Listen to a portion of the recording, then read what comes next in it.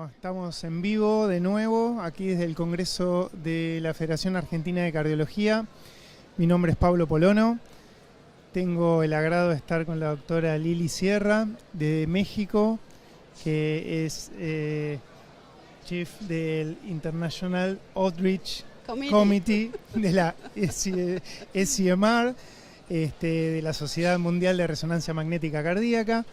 Hemos compartido una mesa hermosa y bueno, quiero preguntarle sobre qué opiniones, cómo vivió la mesa, qué te gustó más, qué conceptos te llevaste en general de la mesa. Contanos un poquito.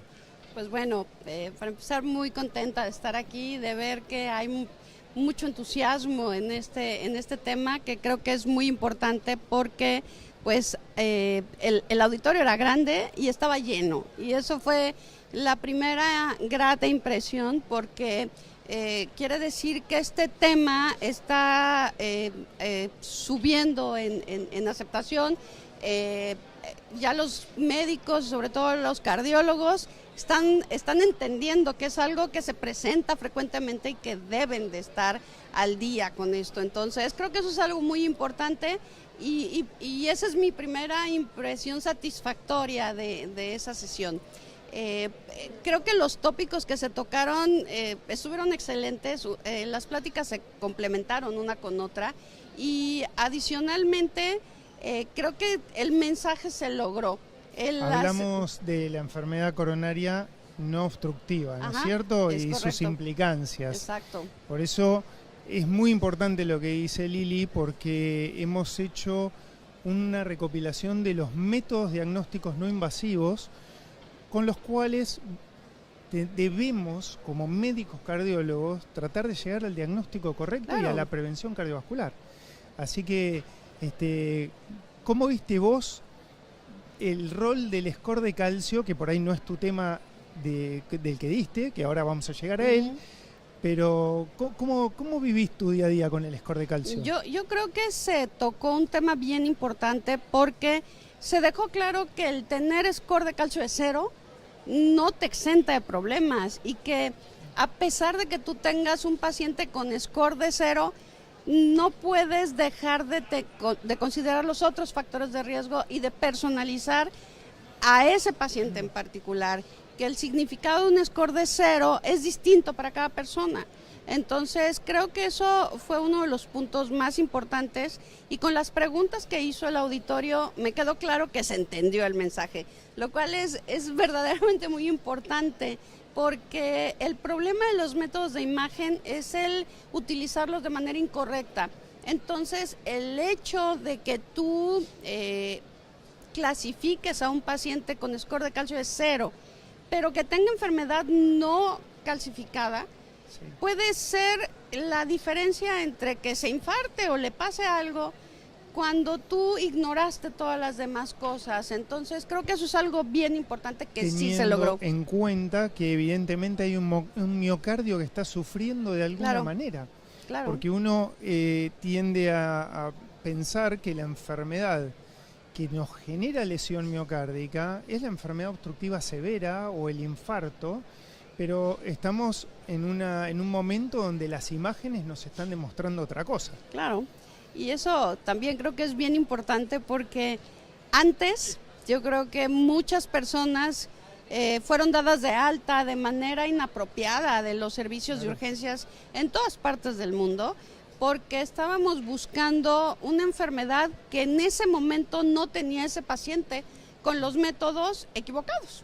Por supuesto. Entonces, pues yo creo que sí es súper importante el hecho de haber ya reconocido la importancia de esta enfermedad, el que haya habido tanto interés de la gente. Me queda claro que sí ha penetrado ese concepto entre los cardiólogos clínicos, y que vamos por el camino correcto, o sea que ya no nos quedamos en que las arterias coronarias son normales o tienen lesiones no significativas y entonces dices no le va a pasar nada. No, eso creo que ya se está entendiendo.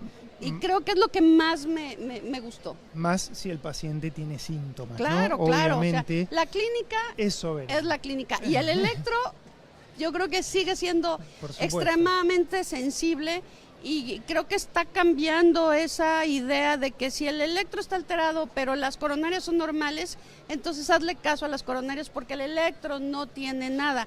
No es cierto. No es cierto. Yo creo que el electro sí nos estaba diciendo cosas que no teníamos la capacidad con los métodos diagnósticos de ese momento de entender.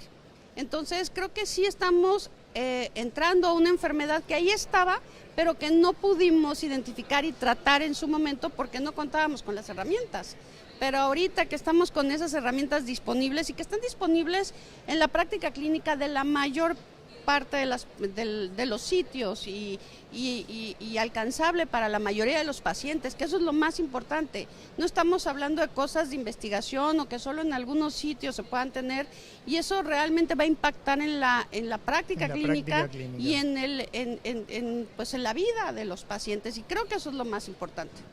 Hablemos un poquito más puntual de tu presentación, que nos hablaste del rol de la resonancia magnética en la evaluación de ese miocardio que tenemos que descubrir que está sufriendo, que nosotros antes pensábamos que no iba a tener nada, pero que sí lo tiene. ¿Cómo lo utilizás vos en tu práctica diaria? ¿A qué pacientes lo dirigís más ese tipo de estudio? Y ahora, y tiranos 3 tips de los mensajes que nos tenemos que llevar de tu charla para la casa. Bueno, creo que lo principal que tenemos nosotros que entender es que si un paciente tiene cuadro clínico, tiene elevación de enzimas, tiene alteraciones del electrocardiograma, y ya sea por tomografía o por cateterismo, por angiografía invasiva, tú determinas que tiene lesiones no obstructivas, no decir caso cerrado y ya no tiene nada. O sea, ese es el peor de los errores. Yo creo que tienes que hacerle caso a eso y dar el siguiente paso. Y el siguiente paso, pues en su mayoría, va a ser resonancia magnética, porque es la que tiene la capacidad de ver este tipo de problemas. Entonces, esto nos va a permitir diferenciar entre múltiples cosas que pueden ser minoca o inoca, o algunas cosas que serían como imitadores del minoca, que antes se incluían como parte del minoca, que era la miocarditis, el Takotsubo, o sea, la enfermedad por la cardiomiopatía por estrés, y que ahora se han separado porque en realidad no hay un infarto con coronarias normales. Pero de todas formas, todo ese espectro de enfermedades, creo que sí tenemos que hacer una resonancia, y ya hay evidencia científica que dice que si nosotros tenemos ese caso, tenemos que hacer la resonancia en los primeros 14 días, porque si no lo hacemos en los primeros 14 días, entonces el estudio nos va a salir cada vez más normal, y entonces vamos a pensar que el paciente no tuvo nada, que las coronarias no tenían lesiones y que la resonancia no mostró nada. No, error. Se la hicimos después de que ya no tiene la precisión diagnóstica necesaria. Qué punto clave, ¿no? Los 14 días. 14 días, antes de 14 días. Eso nos tenemos que llevar a casa. Así es. O sea, si vas a hacer la resonancia, tiene que ser antes de 14 días. Bueno. Y si vas a hacer la resonancia cuando tienes más posibilidades de tener el diagnóstico, es cuando tengas la troponina más elevada. Ese es el momento para hacerlo en esos días, siempre en la ventana de 14 días. Qué bien, qué bueno. Qué bueno que nos cuentes todo esto, y aparte que empecemos a pensar en que todos los métodos complementarios, valga la redundancia, tienen que complementarse. No tenemos que quedarnos con uno solo, siempre tenemos que tratar de pensar un poquito más allá de lo que teníamos en la cabeza, porque hoy guías y práctica nos están diciendo, ojo, que el paciente hay que seguir estudiándolo. Así que bueno, muchas gracias, Lili, muchas gracias por presentarte acá, por estar con nosotros, por haber venido a Argentina, por compartir todos tus conocimientos, y bueno, esperamos verte pronto. Muchas gracias por la invitación. Bueno.